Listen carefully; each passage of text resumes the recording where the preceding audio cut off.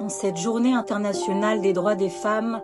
je tenais à saluer l'indécence et la lâcheté des organisations féminines partout dans le monde qui ont tourné le dos aux victimes israéliennes torturées, bafouées, violées, assassinées le 7 octobre par les barbares du Hamas. En cette journée internationale des droits des femmes, je tenais également à exprimer mon effarement quant au fait que l'ONU ait attendu près de 5 mois avant de reconnaître la véracité des violences sexuelles, des viols et des massacres commis sur les victimes israéliennes le 7 octobre par les terroristes du Hamas. Je tenais surtout à m'insurger face au mépris de certaines femmes du monde qui, au lieu de se tenir aux côtés des femmes victimes israéliennes, violées, torturées,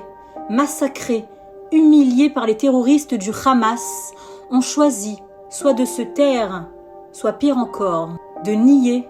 la réalité des exactions commises à leur encontre. Je tenais enfin à exprimer ma stupeur, particulièrement à l'encontre de toutes les femmes qui un jour ont subi les mêmes violences que les femmes victimes israéliennes. Ces femmes qui ont déjà été victimes de viols, d'agressions sexuelles et qui ont décidé soit de se taire, soit de nier un crime dont elles ont elles-mêmes été victimes.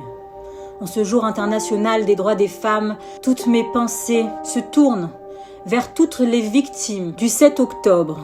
toutes les victimes qui ont subi la barbarie des terroristes du Hamas, et mon cœur saigne avec elles. En cette journée internationale des droits des femmes, je pense tout particulièrement aux 19 femmes israéliennes encore otages à Gaza et qui sont détenues dans des conditions inhumaines, qui sont violées tous les jours, alors que le monde a décidé de se taire. Bonne fête des femmes, ce jour où on a décidé de célébrer des droits que les femmes auraient dû avoir du simple fait de leur naissance.